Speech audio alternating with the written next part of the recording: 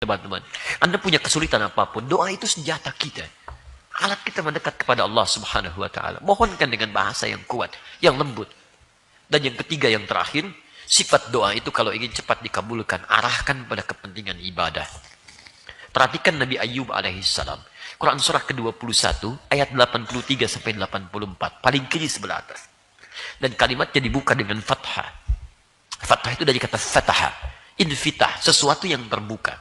Jika ada kisah di masa lalu dibuka dengan fathah, itu artinya kisah itu dibuka sebagai petunjuk bagi masa generasi setelahnya. Bisa bagi Allah mengatakan wa ayyubu, tapi di sini Allah memulai dengan fathah wa ayyuba. Cara membacanya, dan kami buka kisah Ayub untuk menjadi inspirasi bagi orang-orang generasi setelahnya yang punya masalah dengan diri beliau. Masalah yang sama dengan yang dialami. Lihat. Idnada rabbahu anni massani yadhurru wa anta arhamur rahimin. Kuat sekali. Ayub alaihissalam, Nabi, Rasul. Dekat dengan Allah. Sangat disayang oleh Allah. Surganya jelas terjamin. Tapi status beliau sebagai Nabi, Rasul, yang sangat disayang itu tidak menghentikan fitrah kehidupan untuk mendapatkan ujian. Nabi pun diuji. Anda bayangkan, Nabi diuji, Rasul diuji, yang paling disayang Allah diuji.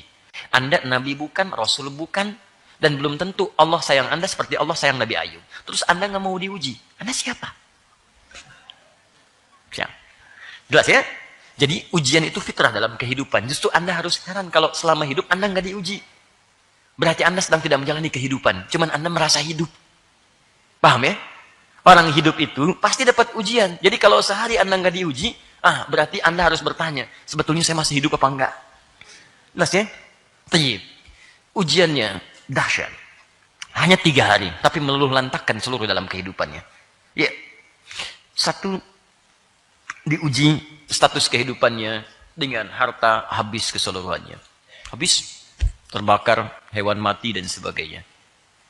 Setan mengira akan keluar dari ketaatan pada Allah. Ternyata yang terjadi, naik 2 kali lipat ketaatannya. Ujian kedua, masuk pada keluarganya. Semua anak-anaknya wafat. Sehari 12 anak. Mengeluh? Tidak. Meningkat ketaatannya. 3, diberikan penyakit. Ya, penyakit yang kiranya tidak pernah dialami orang sebelumnya, tidak akan dirasakan orang setelahnya. Hati-hati ya.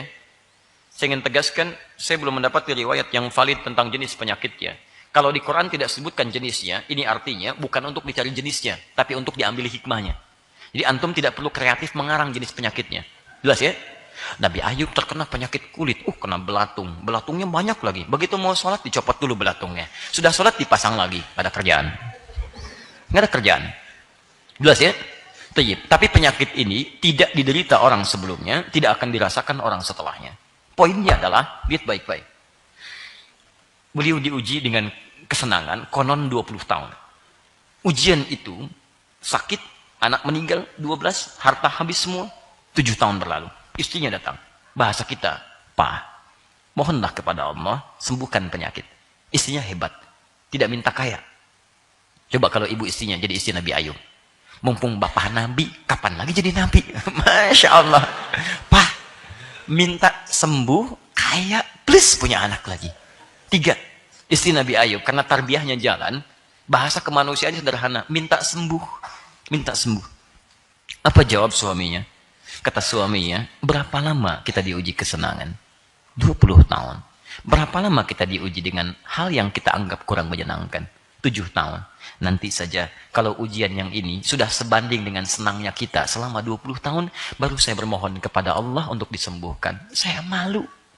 Baru 7 tahun, sudah bermohon kepada Allah, malu, belum sebanding dengan kenikmatan yang pernah kita raih. Jadi, kaidah yang ketiga. Begitu penyakit itu mulai mengganggu Nabi Ayub untuk menunaikan ibadah. Ini poinnya. Saat penyakit datang, ibadah ditunaikan nyaman, itu tidak ada masalah. Minta. Tapi ketika mulai mengganggu itu durun bahasa Arabnya. Durun, sudah ada gangguan fisik, sudah tak nyaman ibadah dan sebagainya. Maka mulailah bermohon kepada Allah. Ya, lihat kalimatnya. Idnada Rabbi anni masani yadhurru wa anta arhamur rahimin. Ya Allah, penyakit ini sudah mengganggu saya untuk bisa fokus beribadah kepadamu. Mengganggu kekhusyuan saya untuk beribadah kepadamu. Maka mohon ya Allah, hanya Engkau yang paling sayang kepada saya. Sembuhkan saya ya Rabb, agar bisa nyaman lagi ibadah kepadamu. Kalau pada yang paling sayang saja kepada saya tidak menyembuhkan, lantas kepada siapa lagi saya mesti memohon? Anda tahu apa yang terjadi? Begitu beliau mohonkan dengan kalimat yang kuat, dengan bahasa menyentuh, dengan tujuan untuk ibadah, kalimatnya turun langsung. Ayat 84-nya. Fastajabna. Kami jawab, kami kabulkan doanya. Lihat. Fastajabna. Kami jawab. Kami sembuhkan kemudian. Penyakitnya, hebatnya, lihat kalimatnya. Ini yang paling indah. Kemudian kami kembalikan keluarganya. Wa atainahum mislahum. Ya. Wa atainahum. Kami kembalikan lagi keluarganya.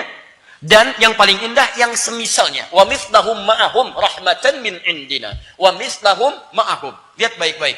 Tadi Nabi Ayub punya anak berapa? 12. Begitu disembuhkan, mohon kepada Allah dengan tujuan ibadah, dengan bahasa yang menyentuh, turun jawaban. Kami sembuhkan penyakitnya. 1, sembuh. Ini poinnya. Yang kedua, kami kembalikan keluarganya. Maksudnya, setelah sembuh, ya Nabi Ayub berhubungan dengan istrinya, melahirkan lagi istrinya. Begitu lahir, kembar. Bukan cuma kembar. Wa mislahum ma'ahum, 2 kali lipat dari sebelumnya. Tadi 12, begitu sembuh, dapat anak berapa? 12 kali 2, 24. Kalau membahas orang dulu, jangan disamakan dengan orang sekarang. Oh, hati-hati, kalau sekarang, kalau enggak 2, 4. Orang dulu, 24. Ya. Lihat, bab ini, bab terpisah. Kembalikan sini. Hebatnya, begitu ini dikabulkan. Rahmatan min indina. Sebagai rahmat dari kami. Yang ketiga, tadi maaf. Tadi kan 3 ujiannya. Baik, sakit, harta hilang, anak meninggal. Keluarga habis kan? Kecuali istri. Lihat baik-baik. Sakit jadi sembuh. Keluarga kembali 2 kali lipat. Yang paling menarik, yang tadinya beliau jatuh fakir, habis semua hartanya. Karena saat hidupnya, orang yang paling dermawan, yang paling baik, dan sebagainya. Dan konon disebutkan di kampung beliau tinggal itu, orang-orangnya sangat begitu perhatian. Di antara perhatiannya, kalau ada orang sakit sembuh, dia datang membawa sesuatu untuk diberikan. Jadi begitu mendengar Nabi Ayub sembuh, orang sekampung datang bawa harta. Kasih lagi. Kayak 2 kali lipat dari sebelumnya. Masya Allah, 2 kali lipat. Perhatikan, pahala sabar, pahala qanaah, pahala istiqomah. Kalau ada yang begini, antum pun mau sakit itu. Ya. Cuman sayang kata Al-Quran, tidak akan pernah diderita orang sebelumnya, tidak dirasakan orang setelahnya. Tapi lihat bahasa Quran, lihat baik. Wa dzikra lil abidin. Ujung ayatnya yang paling indah. Ayat 84-nya, ujung ayatnya, wa dzikra lil abidin. Kalimat ini kata para ulama tafsir, menjadi penerang bagi kita semua yang hidup masa setelah Ayub. Lihat bahasa Qurannya. Wa dzikra, dan kisah ini mesti menjadi pengingat lil abidin, untuk hamba-hamba Allah yang saleh, yang punya masalah yang sama dengan Ayub, dan mengamalkan apa yang dikerjakan oleh Ayub. Maka kami akan berikan yang serupa dengan Ayub. Pada penyakit yang sama saja, Allah akan berikan kesembuhan yang sama. Sedangkan penyakit ini tidak diderita orang setelahnya. Jadi kalau Ayub saja bisa disembuhkan alaihi salam, masa antum yang penyakitnya tidak seperti Nabi Ayub tidak bisa mendapatkan itu? Maka lihat amalannya. Apa di antara amalannya? 1, qanaah, menerima apa yang ditetapkan oleh Allah Subhanahu wa taala. Antum jangan mengeluh. Masih beruntung antum yang dipilih sakit bukan orang lain. Bukankah sakit bisa mengampuni dosa ketika antum beristighfar? Coba lihat, semakin kencang tinggi penyakit, semakin dekat antum dengan Allah. Dulu antum sebelum sakit jauh. Sakit kecil baru astagfirullah, sakit berat baru tahajud. Ayo silahkan, kemarin kemana aja? Sekarang tahajud, sekarang puasa, sekarang zikir, sekarang baca Quran. Kadang-kadang lewat penyakit, pahala Allah ingin berikan. Bukan karena sakitnya. Pahala antum yang belum dapat.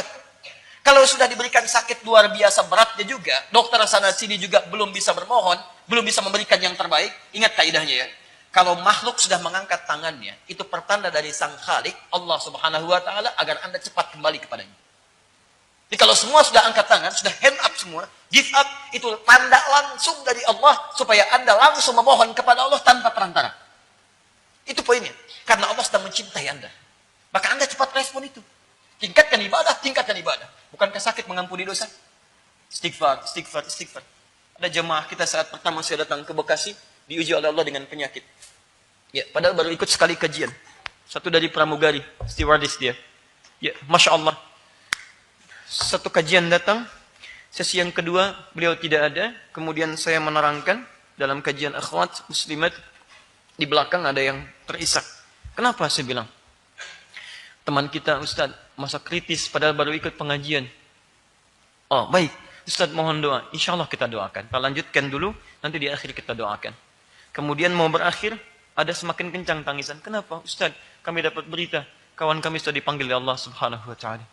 Saya katakan inna lillahi wa inna ilaihi rajiun. Kemudian Masya Allah, Anda tahu apa yang terjadi? Itu Kamis malam Jumat. Malam Jumatnya saya datang ke rumahnya. Masya Allah, begitu datang kami takziah, luar biasa. Belasan atau mungkin puluhan tahun dia berkarir dalam kehidupannya, yang datang cuma bunganya. Tapi dia sekali ikut taklim, yang datang jemaah pengajiannya. Datang, suaminya ikut datang, istrinya ikut datang. Masya Allah, luar biasa. Saya bilang betapa beruntung perempuan ini. Begitu dia mau kembali kepada masanya, kita nggak bisa nolak ajal. Ajal itu nggak akan bisa dipilih kapan Anda perginya. Kapan Anda kembalinya, bisa dengan cara apapun. Tapi Allah berikan jalan terbaik untuk perempuan ini pulang. Apa yang terjadi? Allah berikan sakit dan Allah isolasi di rumah sakit supaya disitulah dia mendekat kepada Allah Subhanahu Wa Taala. Dalam bahasa manusia tidak sembuh. Dalam bahasa nilai keimanan kita, hey, dijaga oleh Allah supaya tidak balik lagi mendengar yang haram lagi, melihat yang salah lagi, mengatakan yang tidak baik lagi, bergaul dengan orang-orang yang tidak baik lagi. Ditutup di situ sampai wafatnya kepada Allah Subhanahu Wa Taala. Saya katakan betapa beruntung ketika pulang, dia sudah diampuni dari dosa-dosanya, insya Allah, dan dijaga tidak berbuat maksiat lagi. Pertanyaannya, maaf, kita bagaimana cara kembalinya? Tahu apa yang terjadi? Ini meninggal tempatnya di sini. Ya, saya katakan, malaikat maut datang menjemput nyawanya. Saya tidak tahu malam ini, malaikat mau kemana. Tiba-tiba apa yang terjadi? Besoknya, ini tempat kami tinggal, malaikat maut cuman lompat sekompleks ini. Ini yang meninggal. Ini ibu-ibu, ini seorang bapak. Aktif di perusahaan, macam-macam dan sebagainya. Qadarullah meninggal. Meninggalnya pun bagus, Masya Allah. Dan ketika meninggal, keaktifannya di perusahaan hanya meninggalkan karangan bunga. Yang paling hebat yang datang siapa? Orang-orang masjid dan mengatakan, Ustaz, tahukah Ustaz kalau itu pejuang subuh. Datang subuh, Masya Allah. Antum, bagaimana cara kembalinya? Karena kita tidak bisa memilih. Antum bisa pulang duluan, saya bisa belakangan. Atau dibalik, saya belakangan, antum duluan. Bisa terjadi. Ya. Antum katakan, sama aja Ustaz. Boleh, ya. Saya duluan setelah antum, gak ada masalah. Ya. Jadi, minta dengan bahasa yang kuat. Mohon kepada Allah. Minta. Dan minta dengan tujuan itu. Ibadah. Ibadah. Ya. Arahkan ke situ. Ya Allah, saya mohon ya Rabb. Saya mohon ya Rabb. Saya mohon berikan hidayah kepada kedua orang tua saya, ya Allah. Saya mohon supaya dengan itu semua saya bisa salat bersama mereka, ya Allah. Bisa mengimami mereka, ya Allah. Bisa berhaji ke Baitullah. Bisa meningkatkan takwa kepadamu. Ketika permohonan diarahkan pada ibadah, lebih cepat dikabulkan dibandingkan dengan urusan dunia saja.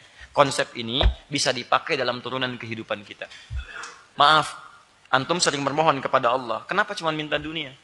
Coba cek, kebanyakan orang yang belum punya kendaraan, itu sukanya minta kendaraan. Kurang lengkap kalimatnya. Minta kendaraan, tujukan untuk kepentingan ibadah.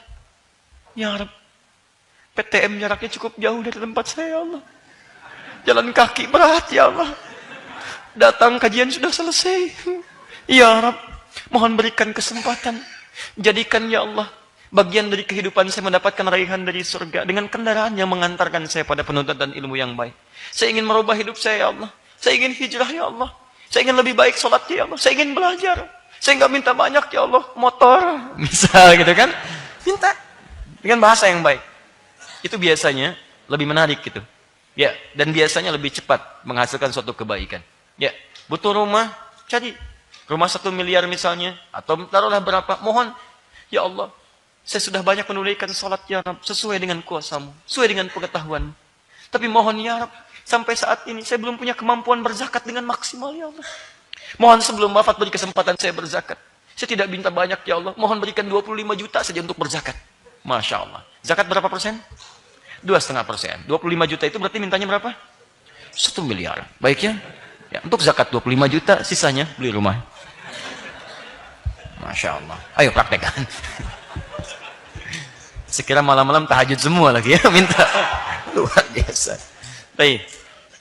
Jadi satu itu, kemudian setelah berdoa, coba ikhtiarkan dengan ikhtiar-ikhtiar muamalah harian. Apa diantaranya? Coba tutup peluang-peluang untuk bisa fokus ibunda dan ayahanda itu kepada keyakinan-keyakinannya. Misal, hari-hari Ahad saat dia mengingat sesuatu, ajak kemudian untuk keluar. Undang teman-teman yang kiranya baik, punya akhlak yang baik. Datang ke situ atau ibu anda undang untuk mengunjunginya. Di situ diskusilah dengan kebaikan-kebaikan. Saling menyayangi, berikan hadiah terbaik, tunjukkan akhlak mulia. Dengan itu semua, insya Allah ada hidayah, insya Allah hadir dan tertuang dalam kehidupannya. Saya hanya bisa membantu berdoa, mudah-mudahan Allah Subhanahu wa taala berikan yang terbaik, dan apa yang bisa saya bantu silahkan disampaikan, mudah-mudahan dengan ikhtiar itu Allah mengabulkan.